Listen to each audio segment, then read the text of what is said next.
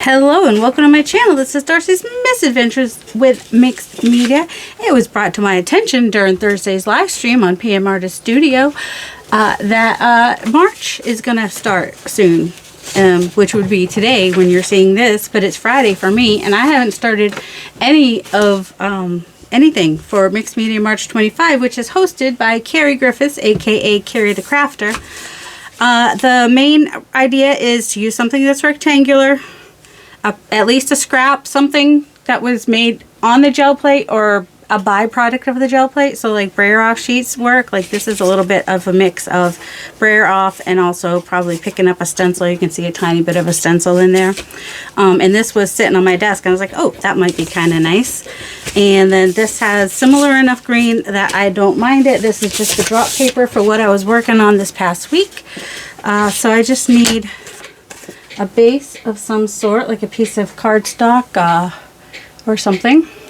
Okay, my mind went to journal topper, and so I'm grabbing a piece of corrugated cardstock and just gonna peel off some of the outside layers. It's not gonna be this big, don't worry about it. Don't worry, it's not gonna be this big. And I don't know if I'll go this way. I think I like it this way, so just gonna rip that to about a size that looks like it might work on a journal cover. Do I need to have it a little bit more narrow than that? Maybe a little bit. And I don't want super straight edges, so I'm just gonna tear that side a little bit. And I know there's different ways you can do this. I don't want it to be perfectly I want some of it to get left on there, but not. I wish it could get left on there a little bit more evenly, but you know, it's not, so there's that. And then I'm going to use, that one's clear. I don't want clear. I want regular white gesso is what I want. And it's usually right in front of me, but is it right in front of me today? No. But not everybody has gesso, so let's just use paint. You can use paint, gesso. Gesso is just a primer. Comes in white, clear, black, probably some other colors too, but that's not what's important at the moment. Oops. Let me pause while he mixes. Okay, so I'm just gonna take this brush, which is just a cheap brush. I get like a set of whatever. I'm just gonna go on here, really not perfectly, a little bit messily. Might want a little bit more than that. I'm just using, ooh, just love that noise. It's so much fun to make in a public forum. Mind if some of it gets more down in the crevices too.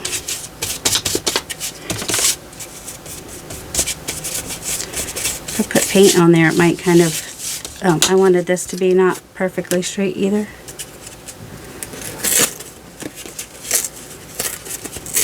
There we go.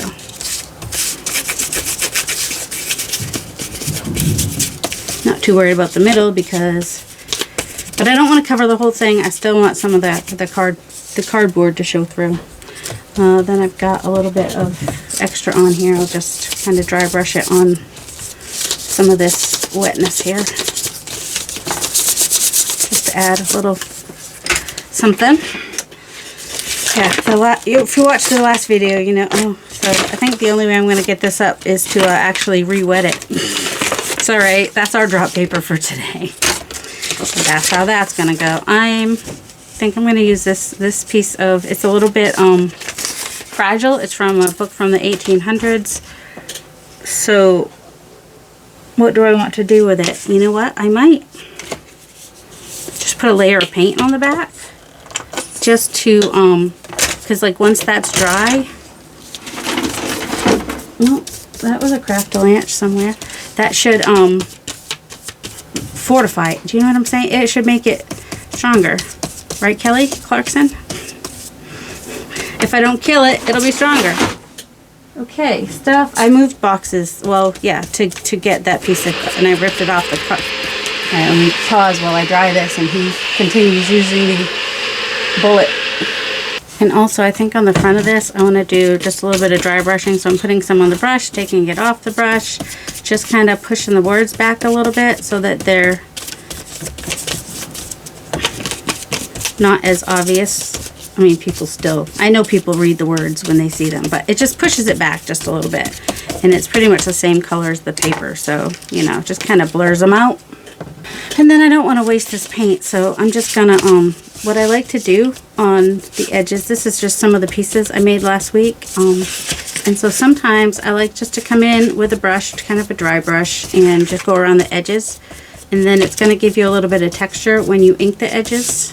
Just kind of, I lift up when I come, and apparently I stick it right in the, put some on your brush, take some off your brush, kind of lift up as you go.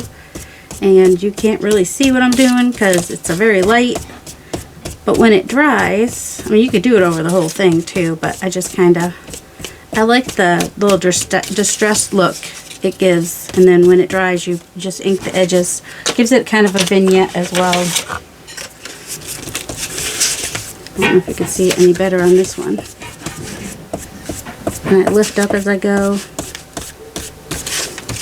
Like, I wouldn't mind putting this background in the background a little bit more, so that flower can kind of pop a little bit more. So that's kind of part of the problem with this one, is there's just not a lot of delineation between the background, because I put the flower right on the background. So what if I just do kind of a thin layer, just trying stuff. Yeah, I am working on the hashtag for the July, the makers. Last year it was July postcard play. This year it is just Mixed Media March 25.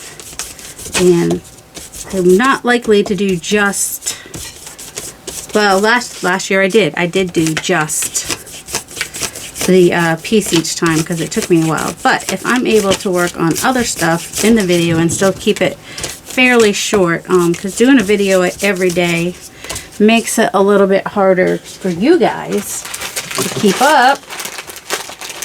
Grabbing the baby. Oh, crap. Sorry about that. That's why you should always unplug that, though. It goes in the floor. I just want to uncover the flower a little bit more. That's colored pencil under there, so all it's really good, and permanent ink that I stamped it in. So it is taking off some of the colored pencil, which might kind of be a good thing, because it was just kind of dark is what I didn't like about it. So doing this with the baby wipe may also just kind of lighten it up a little bit, and now that pops a little bit more. I could go around with colored pencil to give it a shadow too. But anyway, that's what, did I show it enough? That's what that looks like. And that's just the zinnia stamp from PM Artist Studio, one of my designs. Alright, I want some of this in the background. I don't know how much or what size, but I definitely want some. Hopefully. Start larger, it can always go smaller. Now I'm starting with a rectangle-ish, and it'll go on a book, which will be rectangle. So if this isn't rectangle enough for you, Ceri, it'll end up on something that's rectangle, and in the end be rectangle. So that's my story, and I'm sticking to it. Just so you know.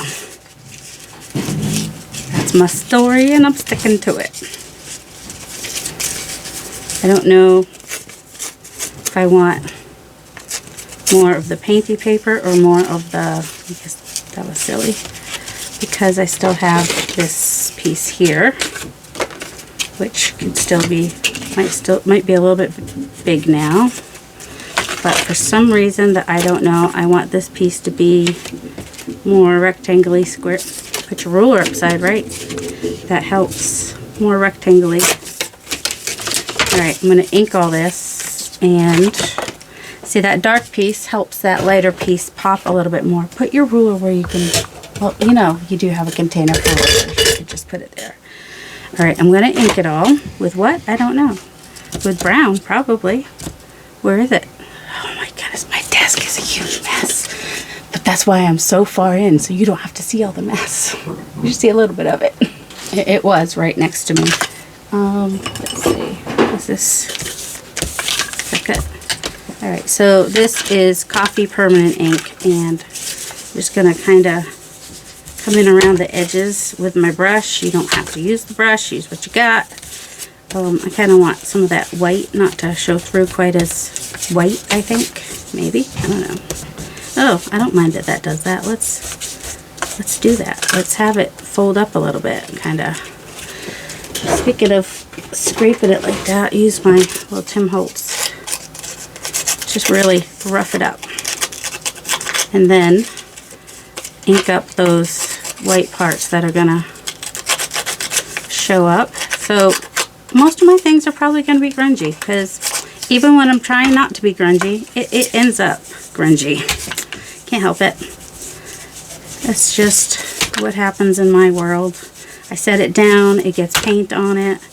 You just never know. So let me know in the comments, are you planning to participate in the Mixed Media March?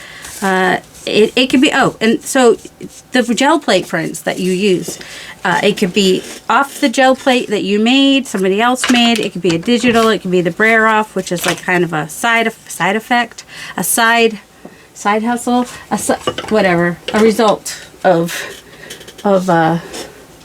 gel plate printing. I wanted to find my thing. I try to pause when I look for stuff, because you don't need to wait for that. That's why I like my Samsung phone, because it can pause. That's why I won't, well, that's one of the reasons I won't get an iPhone. Although I hear the iPhones, the newer iPhones the cameras can pause now, potentially.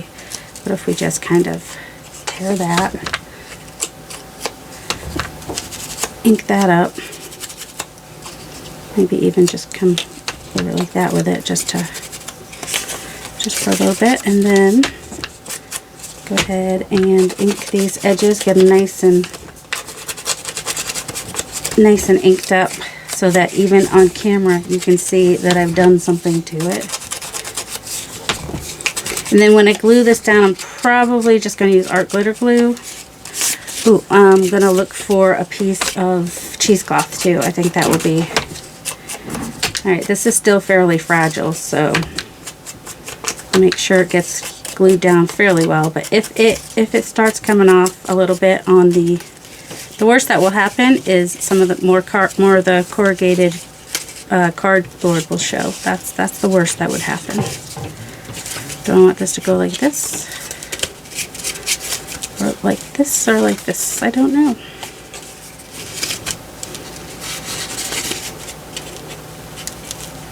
Now I kind of wish I had kept it a bigger piece, but I mean, I might have more of that somewhere. I don't know. Because now it just doesn't pop as much, because I don't have as much of that behind there, but it felt too big before. Well, that's okay. It really is okay. I mean, I've got more. I've got baubles. I've got blah, blah, blah, blah, blah, plenty. I don't know the words. I found the other half.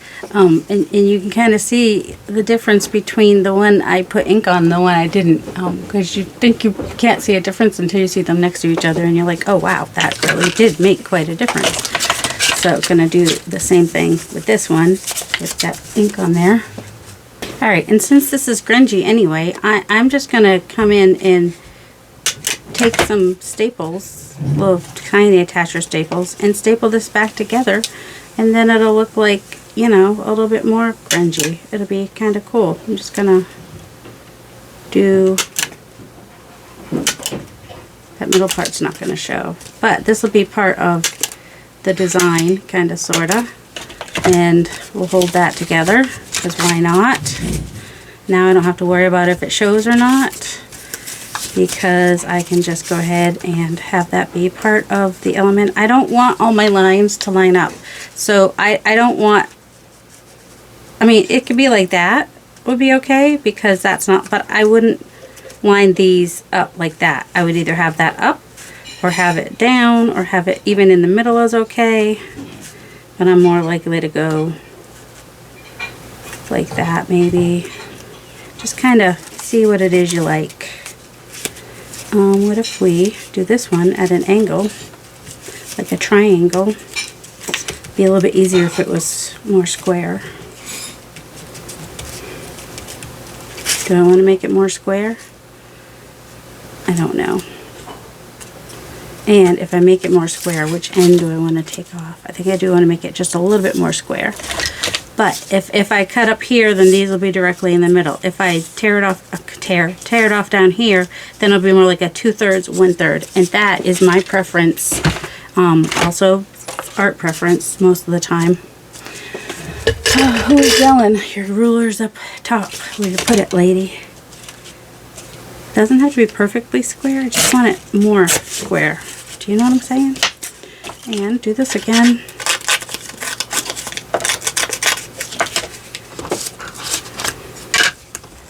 And ink it up.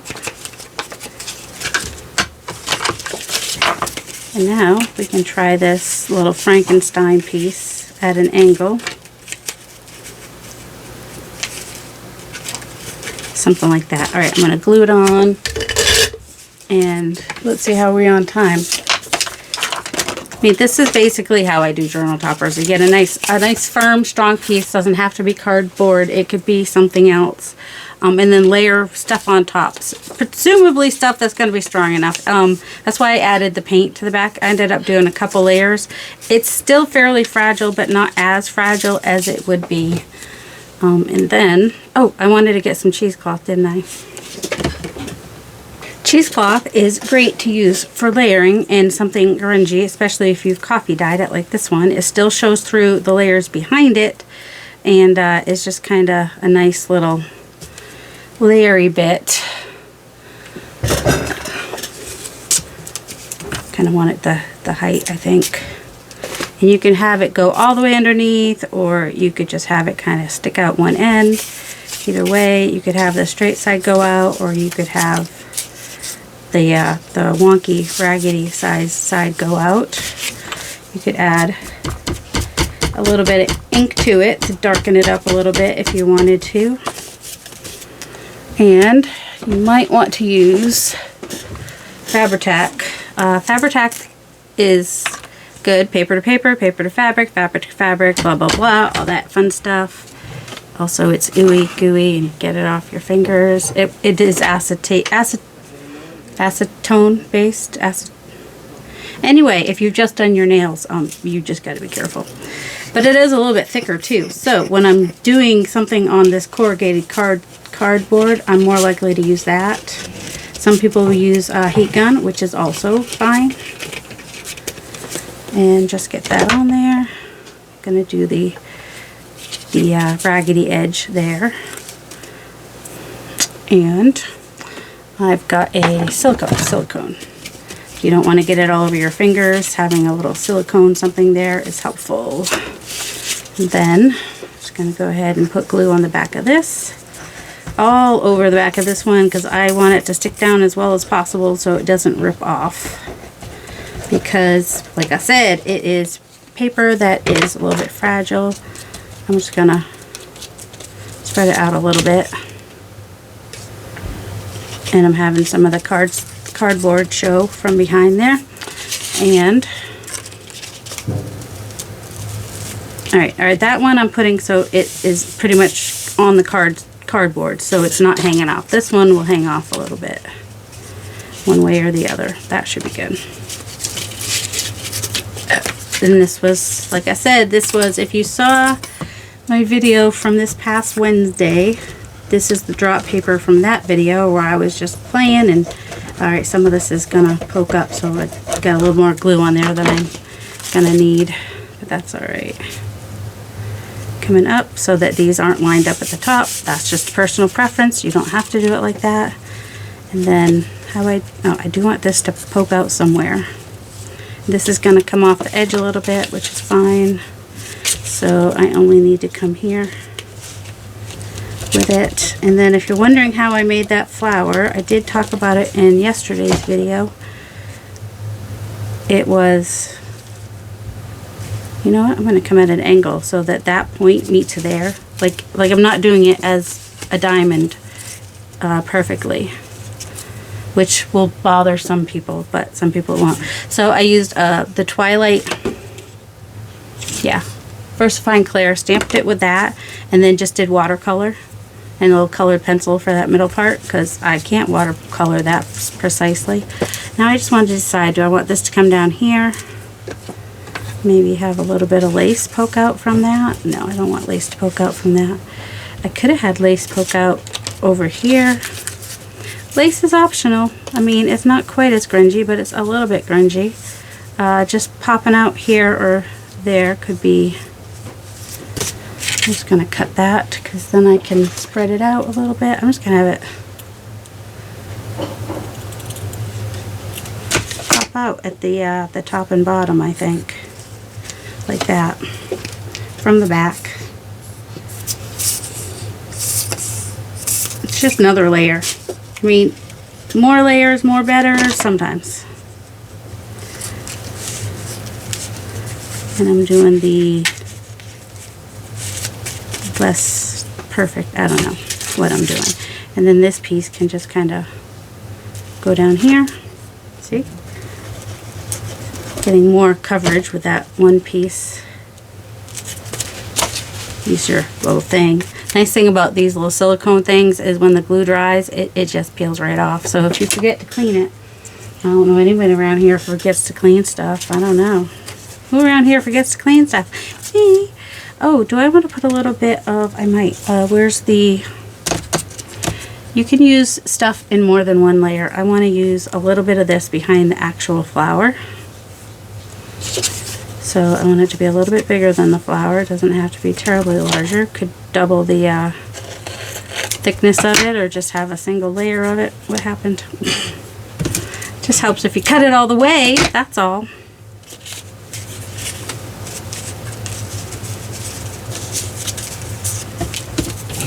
I don't want it to hang off that much. It's alright, we can use that on a snippet sometime. And I think I want it to come off this side a little bit more, maybe.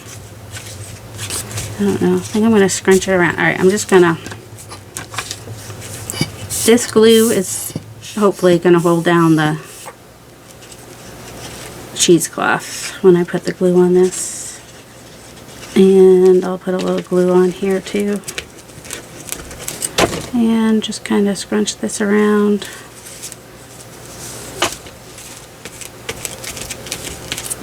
Like that, and hope for the best. Maybe just kind of... And then if you have like a word or something you want on the front of your journal, you could put it right across there, or a label. Now, when you're working on the cover, is the time to pull out all those metal embellishments that you bought and you never used. I think these are Tim Holtz, these particular pieces right here, and I'm thinking of putting that on there, and then, you know, later when I make the journal, I can add in a piece of paper in there with a word. So, you know, that won't show through when it's all said and done. So that is an option. And putting it on now means that the little things will be here and they won't show through the cover in the, oh, that's where that went, in the end. Another thing is I've got all these little metal pieces. They won't show up much unless I put something behind them though, which I wouldn't put in the middle anyway. I would put more either here to the side like that, up in the corner, or kind of, you know, 2/3 of the way over there maybe. So one of those would work as well. We've got Hope, Love, just different ones that were in. I could have a little dangle coming off the corner here, which we coop. And then we have these metal, because we have these silvery metal staples, adding some metal somewhere would be good. So we could even put an eyelet up there and just kind of have one of these hang off the side. So this would go with the staples. This would go more with the colors. Let's see, I've got little ones too. Shine like the stars. That's probably not what I would use. Let's see. I don't know what happened to all my rectangular numbers. All I have are these numbers. Oh, 31. Oh, Do I have one? There's not a 1 in here, is there? Well, you know, a 1 would be nice because then I'd have the number on here. There's number 2. There must be at least 31 of these, right? Number 1. There we go. All right. Blessed are the curious, for they shall have adventures. And number 1. So I think that's what I will do with this. I will put an eyelet up there. And then I also have this. These are a little bit on the long side, so I may end up grabbing something else. But for now, let's see how this will work. And I will need to grab, I might put this on a little separate jump ring. Like have them on 2 different jump rings. I don't know. I gotta get out my jewelry stuff now because, you know, I went here. I went here, now I have to do more stuff. So if you've never used a crocodile before, it's pretty simple. I like this one because I don't generally need to use the big one, but I do have the big one. And the only reason you would need to get the big one is if you want your holes to go, you know, for like in the middle of a book. Some people do that. So this is, there's like a, I think this is like 1/4 inch. This is 3/16. Is that right? No, this is 1/4. This is 3/16, I think. I'm using the bigger one. Let's just, because 3/16 would be, I don't know, less than 1/4. All right, I'm going up in the corner here. Just punching that out. And I've got kind of a brushed nickel, kind of brushed, I don't know. And then you make sure you have the bigger nipple on there, which should be D. The other one is small. You can see because one's smaller, one's bigger. So you want D. And then when you have D, you want this bigger flat. So these ones are if you're using a washer, the ones that have the little nipples on there. But the ones that are more like this, there's a smaller gold type one and a bigger silver one. The bigger one goes with the D for the bigger piece. And then this, it's technical term, nipple. The nipple goes in the top. Get it in there, make sure it's down, and then just press. Doesn't take a ton of hand strength. It's really quite nice.